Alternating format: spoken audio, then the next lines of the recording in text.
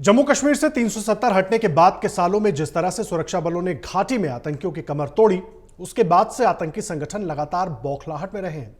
और घाटी में जब लगातार उन्हें निशाना बनाया जाने लगा तो उसके बाद अब इन संगठनों ने जम्मू का रुख कर लिया। पिछले दिनों जिस तरह से जम्मू में आतंकी घटनाएं हुई हैं, वो इसी ओर इशारा कर रही हैं और कहीं ना कहीं एक साजिश की ओर भी कि भारत को एक बार फिर बदनाम करने की कोशिश इन चुनाव के ठीक बाद कि जम्मू कश्मीर में सब कुछ ठीक नहीं है। आपको बता दें, पिछले दिनों रियासी, कठुआ और डोडा में आतंकियों ने घटनाओं को अंजाम देकर अपना मंसूबा साफ कर दिया है और अभी की इन घटनाओं को देखकर साफ लग रहा है कि इन आतंकी संगठनों ने अपनी रणनीति बदल दी है और अब जरूरत है सुरक्षा बलों को भी अपनी रणनीति उसी हिसाब से बदलने की। और जाहिर सी बात है, इस पर काम भी शुरू हो चुका होगा और काम हो रहा होगा। ऐसा हम इसलिए कह रहे हैं क्योंकि पिछले कुछ समय से जम्मू कश्मीर में घुसपैठ की घटनाएं काफी ज्यादा हुई हैं और सुरक्षा और खुफिया एजेंसियों की नजर से ये चूक शायद हुई है, जिसकी वजह से अब हिंसा में एक बार फिर बढ़ोतरी देखी जा रही है, या फिर ये सरप्राइज हमले आतंकी संगठनों की तरफ से किए गए जिसका अंदाजा लगा पाना, पता लगा पाना काफी मुश्किल हो जाता है। देखिए, पिछले काफी समय से जम्मू के कठुआ, पुंछ, राजौरी और अन्य इलाकों में घुसपैठ ज्यादा बढ़ी और ऐसी परिस्थिति में जरूरी है कि सभी एजेंसियां एक साथ काम करें और इससे निपटें।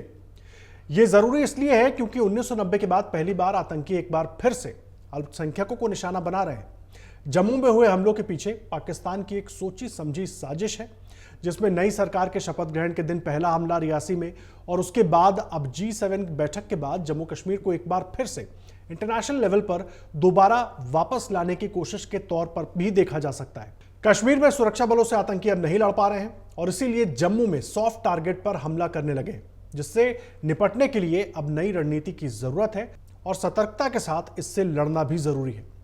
हालांकि आतंकियों को मुंहतोड़ जवाब देने के लिए सुरक्षा बल और खुफिया एजेंसियां लगातार काम कर रही हैं।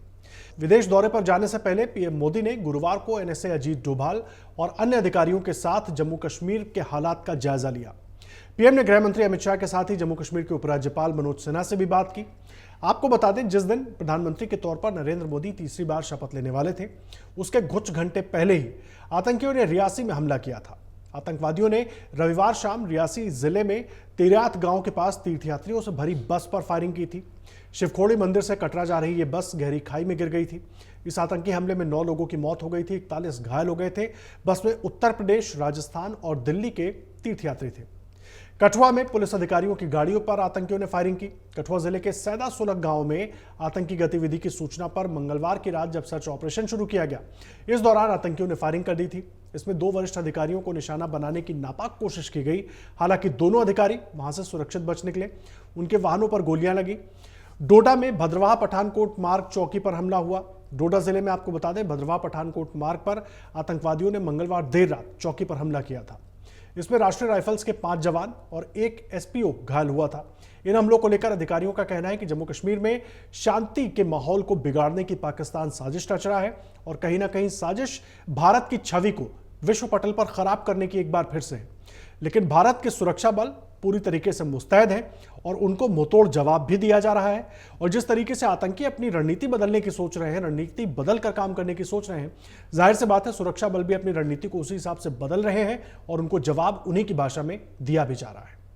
अगर आप ये वीडियो YouTube पर देख रहे हैं तो हमारे चैनल को सब्सक्राइब करें और बेल आइकन को दबाना ना भूलें। अगर आप Facebook पर ये वीडियो देख रहे हैं तो हमारे पेज को लाइक करें।